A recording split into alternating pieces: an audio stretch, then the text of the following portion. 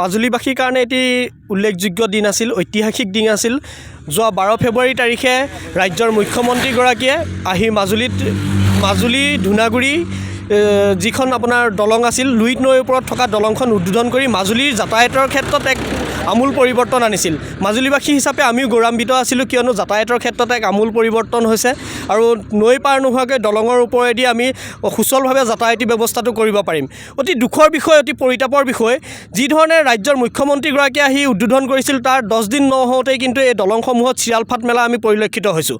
আজি যদি আপুনি চাই, যিসমূহ ছাইডৰ গাৰ্ডৱাল আছে, সেই গাৰ্ডৱালসমূহ 1 মিটাৰ 1.5 মিটাৰ অন্তৰে অন্তৰে কিন্তু চিৰালফাট মেলিছে আৰু যি মূল ৱাল আছে সেই মূল ৱালসমূহো কিন্তু এতিয়া চিৰালফাট মেলা আমি পৰিলক্ষিত হৈছোঁ আৰু তৰপে এৰাই গৈছে।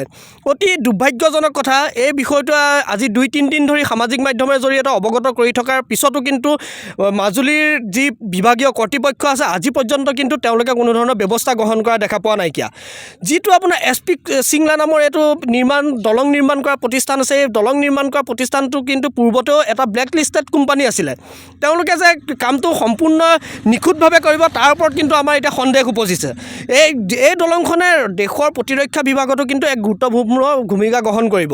আমাৰ স্পষ্ট কথা, মাজুলী আয়ুক্ত মহোদয়ে এক উচ্চ পৰ্যায়ৰ তদন্ত কমিটি গঠন কৰি দিব লাগে আৰু তদন্ত কমিটিয়ে তদন্ত কৰি যিসমূহ আঁসুৱা আছে আঁসুৱাসমূহ দূৰ কৰি পেলাই যিসমূহ গাৰ্ডৱাল আছে গাৰ্ডৱালসমূহ সম্পূৰ্ণৰূপে পুনৰ নিৰ্মাণ কৰি এই দলংখন মাজুলীবাসীৰ ৰাইজৰ কাৰণে মুকলি কৰি দিব লাগে। हमारा जो स्ट्रक्चर है सुपर स्ट्रक्चर है PSC स्ट्रक्चर, उसके बाद में उसमें जो हमारा क्रैश बैरियर है ही RCC।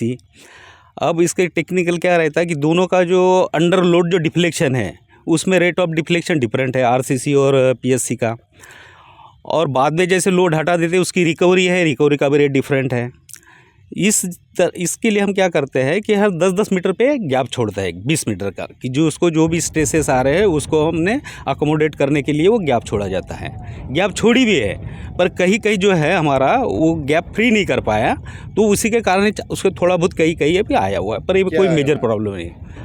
जो हेयर क्रैक जो आप लोग बोल रहे हैं ना, उसको ऐसे इसमें जूम करके बड़ा करके दिखा रहे हैं, पर एक्चुअली वैसे है नहीं वो, आप समझे ना। और जो आपसे बड़ा करके दिखा रहा है उसमें अंदर थर्माकोल या कुछ रखा है ऑलरेडी, उसमें जो सीमेंट स्लरी आया है इसलिए ऐसे दिख रहा है कि वो क्रैक है, पर उसके अंदर में थर्माकोल या सेल्टेक्स बोर्ड लगा हुआ है। वो जैन में नहीं, दूसरे जगह में, दूसरी जगह जो है, तो दूसरी जगह तो बताया ना मैं कि भाई कहीं आपका थोड़ा हेयरलाइन क्रैक्स है उसमें, तो वो ड्यू टू है, पर जैसे भी हम उसके जो जॉइंट फ्री कर देंगे तो कोई दिक्कत नहीं होगा। और जहाँ पे ये रहेगा तो हम उसको कट कर देंगे, उसको कट कर देंगे, क्योंकि कंटिन्यूटी नहीं रखते उसमें, उसको पार्ट में कट करना है।